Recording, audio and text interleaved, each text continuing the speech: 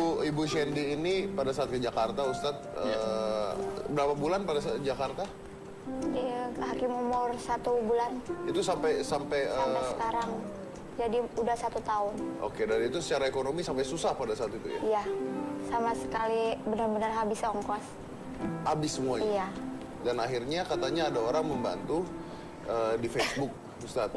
Dari Facebook? Iya, dibantu hanya 500.000. Iya. 500.000, tapi uangnya ini nggak dipakai.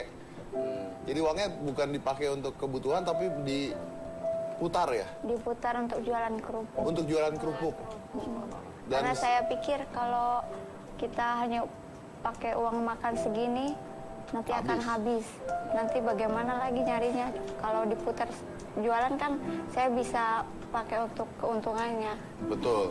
Nah, akhirnya terus jualan kerupuk sampai sekarang kan? Sampai sekarang. Sampai sekarang, dan kalau sekarang udah berapa tuh penjualannya? Alhamdulillah udah 4.000 bungkus selama baru 2 bulan.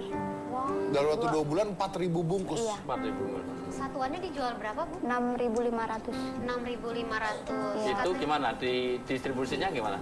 Jualnya? Dari Cilacap. Ada Dari teman Cilacap. bikin kerupuk dari Cilacap dikirim ke sini.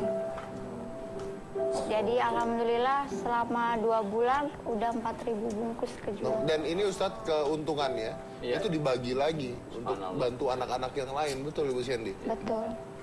Karena saya pikir kalau saya ngerasain sendiri kalau di dalam rumah sakit kayak gimana sih rasanya nggak punya uang gitu. Ya, hanya itu yang bisa saya bagi ke mereka. Ada lagi pejuang hidup saya Paulus yang nggak ada ayahnya. Saya ingat, jadi saya janjian ke rumah sakit. Ini saya kasih.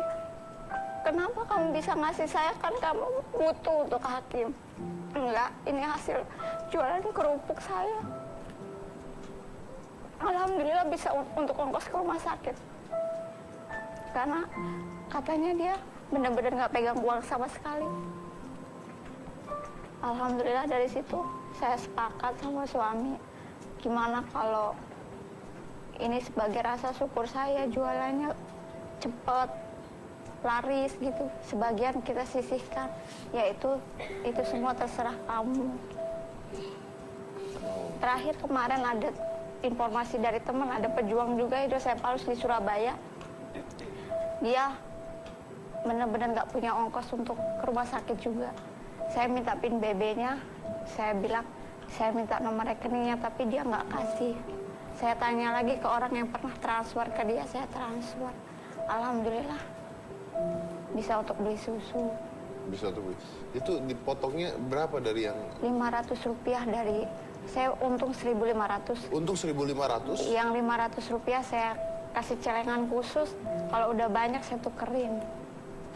Itu sampai 30% lebih loh Ustadz itu tuh. Itu kalau di dalam konsep agama namanya berkah. Berkah itu adalah added value. Jadi lahiriahnya berkurang, tapi sebetulnya ada yang tambah.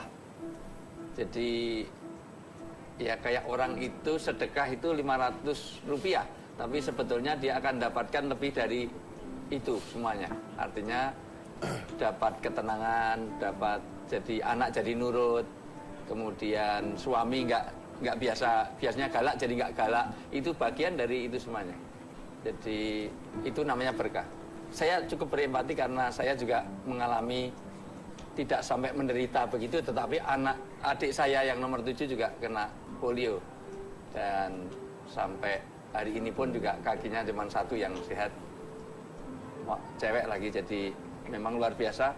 Ini keberkahan kalau orang itu mau diberi berkah oleh Tuhan. Karena rezeki itu yang diminta bukan banyaknya, tapi berkahnya. Gaji kita 20 juta, tapi kalau anak kena narkoba, istrinya mental, bawel, cerewet, trikis, makanya banyak, tidurnya betah, ngorok, ngentutan, ngileran, ngantuan, maka hilang berkahnya. Suaminya gualaknya setengah mati, hilang berkahnya. Pilih mana, gaji 20 juta, keluarganya nggak tenang, dengan gaji 30 juta, tapi keluarganya tenang. Pilih mana? Ya pasti ya yang tenang itu. Nah, maksud saya ketenangan itu ada pada orang di antara innamatun soruna watur zakuna watur hamuna bidu afaikum.